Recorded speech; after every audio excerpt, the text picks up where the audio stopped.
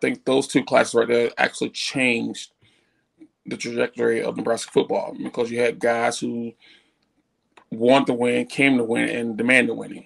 And but I think it was more important for us to win the game for him than us. But I think it has made the game make players be quitters on their teammates. And when I say that, they're chasing the money and not the friendship and the passion to play. Hello, Husker fans. Today I'm going to be recapping and kind of going over some of my thoughts that I took away from the interview the Red Cashers did with one of the greatest quarterbacks of all time and touchdown Tommy Frazier, who played for us from 1992 to 1995 and won us back-to-back national championships in 94 and 95. And so the first thing I kind of wanted to go over today was when the culture shifted for Nebraska when Osborne was there to win us a national championship. And so I think it was 89 through 92, 93, where we would win 9 to 10 games every year, but we couldn't get over that hump. So the Red Cashers go on to ask Tommy, when did the culture shift of like we can win a national championship, we are good enough, when did things change? And Tommy had a great answer, and he said, that 91 and 92 class that came in really took it upon themselves to have that attitude of determination, like, hey, we're going to win at all costs. We're going to do anything possible to win a national championship. All we care about is winning. And I think when you have that one or two classes that come in, freshman and sophomore class that come in and all they care about is winning, and they do that extra step to be a champion, it grows on people from the juniors to the seniors, and it shows them like, we need to do that extra thing to win, and I think then when more classes come up, they take that same attitude, and the recruiting, when visits come or recruits come on visits, they see how much work gets put in, and they want to put in that work because they want to help change the culture as well. They want to be a part of that. And so for them to change that and then go and win a championship in 94, and like Tommy said, they probably should have won in 93, didn't get it done, but in 94 they came out one of the most vaunted defenses of all time. The next year the same thing, and one of the greatest teams of all time.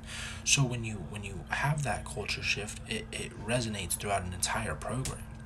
So I think that's kind of cool, and I think we could do that here with Rule. I think we have the guys who are bought in enough, who want to win enough, who are determined enough, who are hungry enough to get it done. It's just, we got to be disciplined and execute everything on the field on Saturday. That's really all it takes, is just having that one or two classes that come in who buys into the system, buys into the culture, buys into the tradition. And I think we could have that here with Rule. Only time will tell. The second thing that I wanted to talk about is just how much they loved playing for Osborne, and Tommy goes on to say, we wanted to win games more for Osborne than we did for ourselves. That meant more to them than to win games for themselves, considering, it was, they just couldn't win that final game, and it was always taken out on Osborne, like, oh, he's going to be fired, he's not a good enough coach, he can't win you the big game. And so it made him work that much harder to prove that national media wrong, that, like, no, he is that good of a coach. It's just things happen, you just have to take it that 1 mile more. And that's what they did when they came in, and that's why eventually they did win a championship in 94 and then again in 95.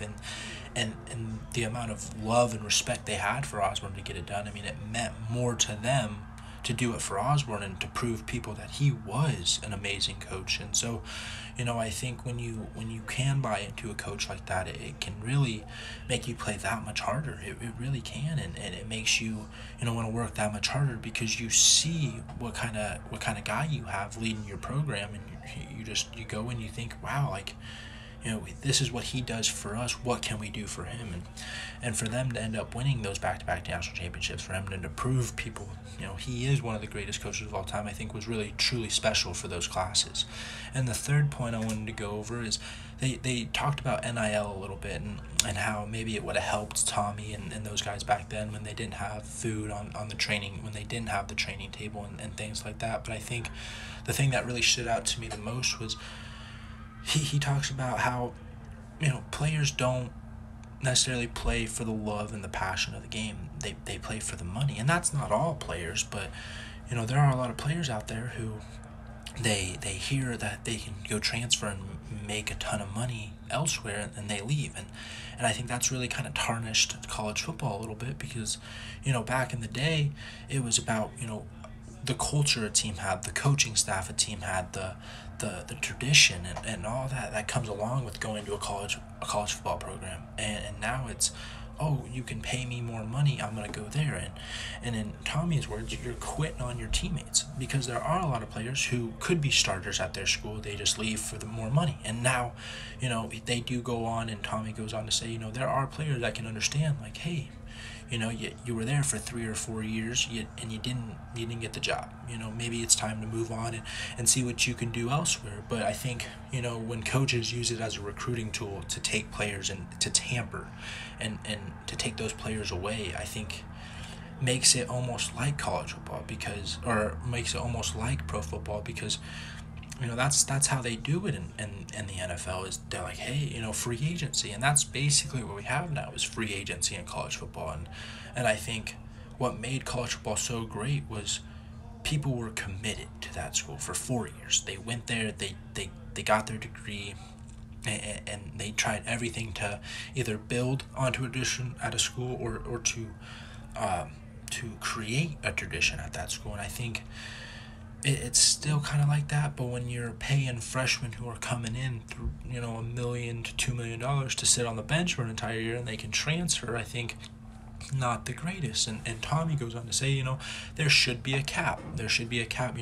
Freshmen who come in shouldn't be able to get an NL because of what they did in high school. They should come in and try to prove it, and try to prove their value. Whereas like a sophomore, junior, senior, they were out of school for a year, so they should already have an NIL evaluation. But there should be a cap on it, and I think that would, maybe help it a little with the NIL, and kind of keeping it a little lower, because I do think college athletes should get paid. But I think the way we're doing it now has gotten a little much in my eyes, and I think in a lot of people's eyes.